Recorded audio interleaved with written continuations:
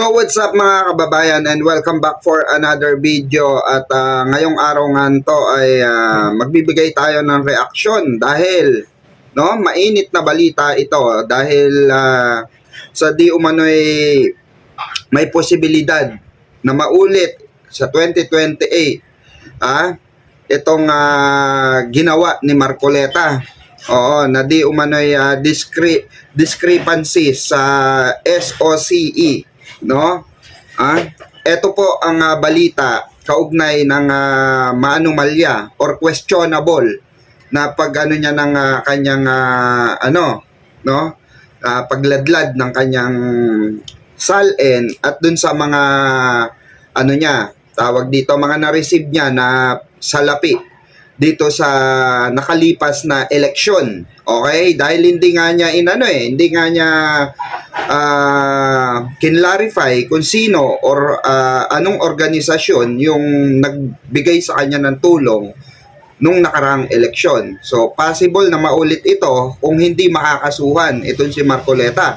At ito nga po, kaugnay nga rin ng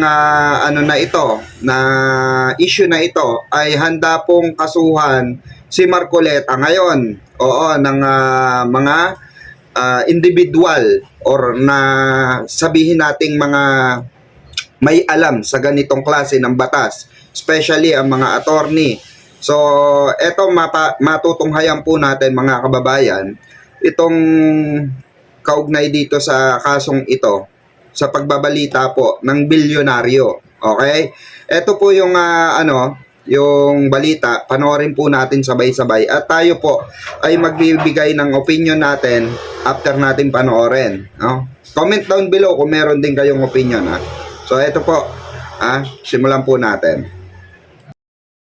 Professor, bakit mabigat na paglabag ang hindi tapat na pagdedeklara ng Statement of Contributions and Expenditures o SOCE, lalo na dito sa kaso ni Senator Marcoleta?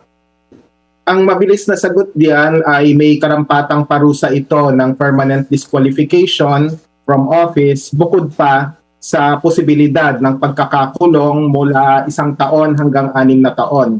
Kaya napakaseryoso nito. Siyempre, bukod sa final namin sa COMELEC, nagsampa rin kami ng reklamo sa Ombudsman.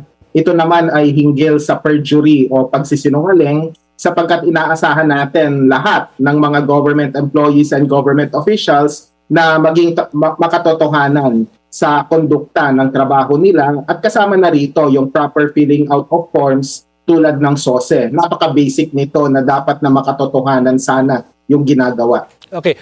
Professor, klaruhin lamang po natin. Dalawang kaso po itong final ninyo. Kagaya na nabanggit nyo. Una, election violation na nasa COMELEC. At yung isa ay perjury sa Ombudsman. May mga nagtatanong po, hindi po ba ito tipo ng forum shopping? Magandang punto yan. Yun din yung tanong ko dati sa mga abogado sapagkat bilang kontradaya, dapat nakafocus lang kami sa COMELEC. Pero ang naging paliwanag naman sa amin, wala namang problema, hindi ito forum shopping sapagkat ang posibilidad ng forum shopping ay mangyayari lang kung parehong basis yung magiging filing sa 2 o 3 fora o korte o anumang ahensya ng gobyerno. Ulitin ko lang for the benefit of the listeners and viewers, George, ang final namin, perjury sa Ombudsman at violation of the Omnibus Election Code sa COMELEC. Bagamat yung mga facts ay almost the same, iba naman yung grounds sa perjury at saka sa violation of the Omnibus Election Code. So hindi ito matatawag na forum shopping. Ayon po kay Senator Marcoleta, ayaw daw po kasi magpakilala ng kanyang mga donor kaya hindi niya idineklara yung mga contribution ng mga ito. Ano po yung sagot nyo dito at nakalagay doon sa inyong complaint? Siyempre, labag ito sa batas sapagkat in not so many words, yung grounds ng reklamo namin ay yung provision sa Omnibus Election Code na dapat makatotohanan ang sinusulat mo at saka nakasulat din sa Part 5 ng SOCE na pumipirma yung mga kandidato, 44,000 yung tumakbo nung nakaraang halalan, true and correct yung detalye ng final mo. So yung terminong true and correct, dapat panghawakan po yan. So ang mangyayari dito, George, halimbawa, kung hahayaan natin yung ginawa ni Marcoleta, ibig sabihin sa 2028 elections, pwede pala na maglagay ng zero campaign contributions yung lahat ng mga kandidato, tapos sasabihin lang nila na ayaw magpakilala ng mga donor ko.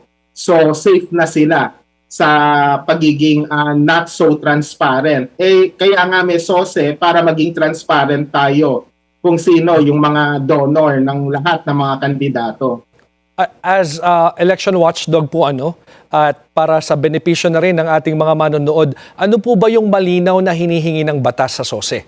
At paano ito nilabag nung pagdedeklara ng zero contributions allegedly nitong si Senator Marcoleta? Ang nakasulat po sa batas, dapat makatotohanan ang mga detalye na ilalagay. So, mismong si Marcoleta ang nagsabi sa isang media interview noong early November na ang mga donor niya ayaw magpakilala. In other words, may mga nag-donate sa kanya. Tapos yung termino na ginamit niya, napilitan siyang maglagay ng zero.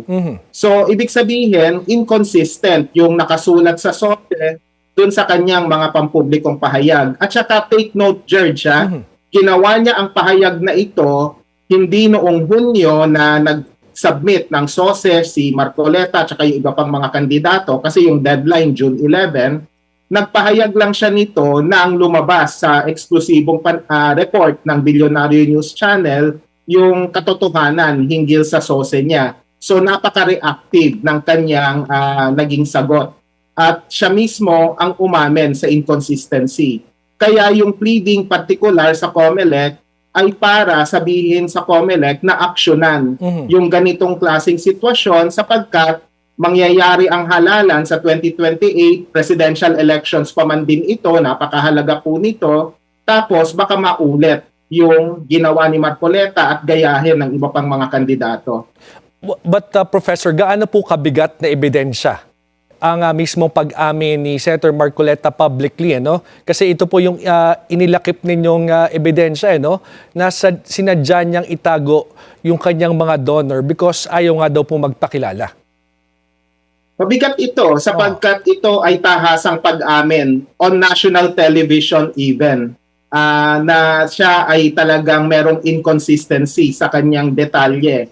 At violation ito, kahit hindi ka abogado, nakasulat doon sa part 5 ng SOSE form sa page 2 na true and correct yung entries na nilagay mo. So doon pa lang may problema na talaga at talagang kailangan niyang magpaliwanag. Siguro yung hamon kay Marcoleta, baka pwedeng sagutin na niya. Friday kami nag-file, Sabado na ngayon, bigyan natin ng benefit of the doubt na nag-e-enjoy siya sa weekend. Sana by Monday may pahayag na siya sa estasyong ito at saka sa iba pang mga media organization kung ano yung masasabi niya hinggil sa reklamo, hindi lang sa COMELEC, kundi pati na rin sa Ombudsman. Antabayanan natin yon. But Professor, ano po yung gusto ninyong mensaheng makarating sa mga kandidato, sa mga politiko, tungkol sa obligasyon nilang maging tapat sa kanilang SOSE? At siguro, kung papayagan yung ganitong pagdedeklara, ano po yung implications nito sa ating halalan? Yung unang punto natin dito, yung huling sinabi mo, ano ang implikasyon? Simple lang, baliwala ang SOSE para saan pag mag-fill out yung mga kandidato, kung pwede naman palang zero yung campaign contributions na ilagay mo kasi ayaw magpakilala ng mga nag-donate sa'yo. Ano mo, bilang kandidato, kung kakandidato ka talaga at seryoso, ito po yung mensahe natin. Tungkulin po ninyo na i-disclose kung sino-sino yung donor ninyo. Kung ayaw nilang magpakilala, huwag niyong tanggapin yung pera kasi kaduda-duda bakit ayaw nilang magpakilala. Is it by reason of privacy? Or is it by reason na may conflict of interest?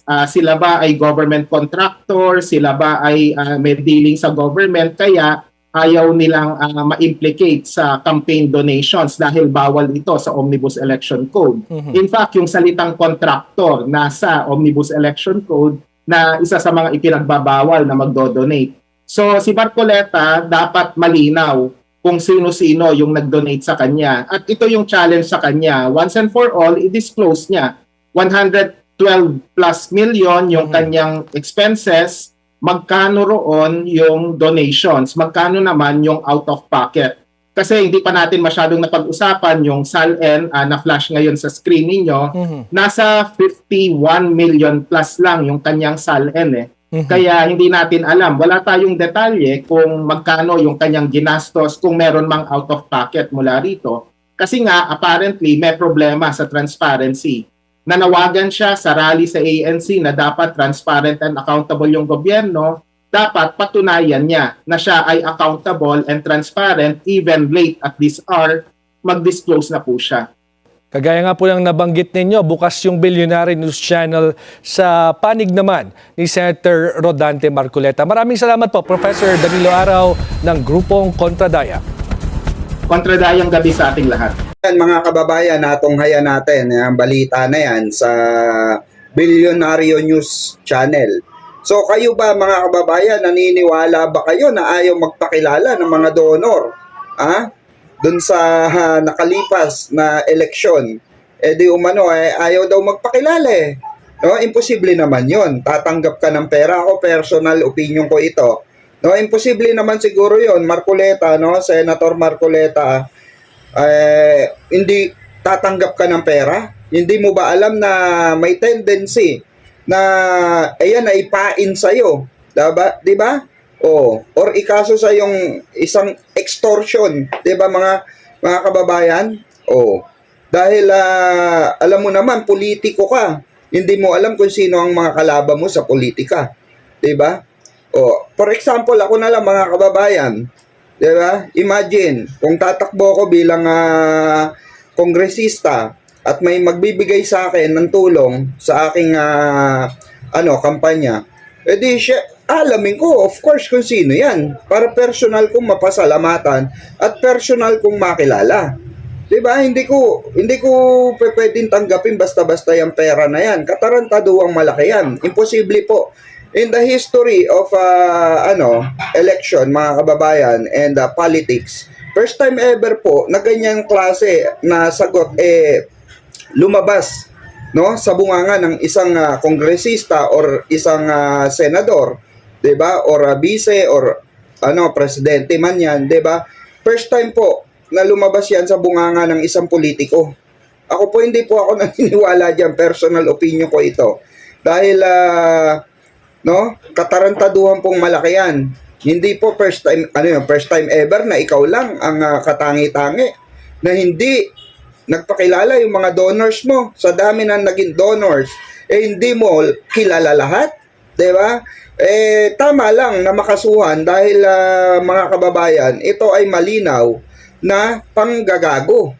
Ito ay malinaw na panlilin lang, 'di ba? Ito po yung mga yung sinasabi niyang dun sa Blue Ribbon sa Quadcom, 'di ba? Eto rin yung sinasabi niya dun sa Blue Ribbon Committee nung during hearing, 'di ba? Mga fake news. Ang sabi niya is paano daw nasabing siya ay manlilin lang. Nanlilin lang ka na. Isa yan katibayan na panlilin lang, mga kababayan. 'Di ba? Malinaw na panlilin lang 'yan. 'Di ba? Dahil yung sa alibay mo ay hindi makatotohanan, 'di ba?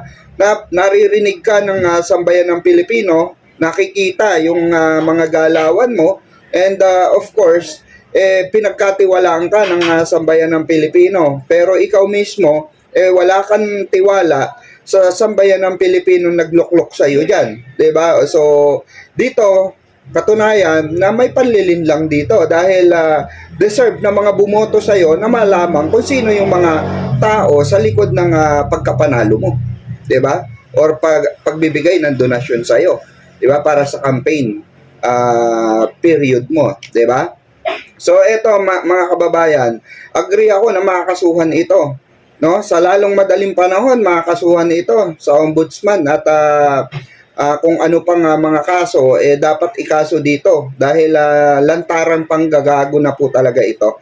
No, yung mga ganitong klase ng ng politiko, mga kababayan, ay hindi pinapalampas yan. At ako personally, hindi natin deserve yung mga ganitong klase ng politiko.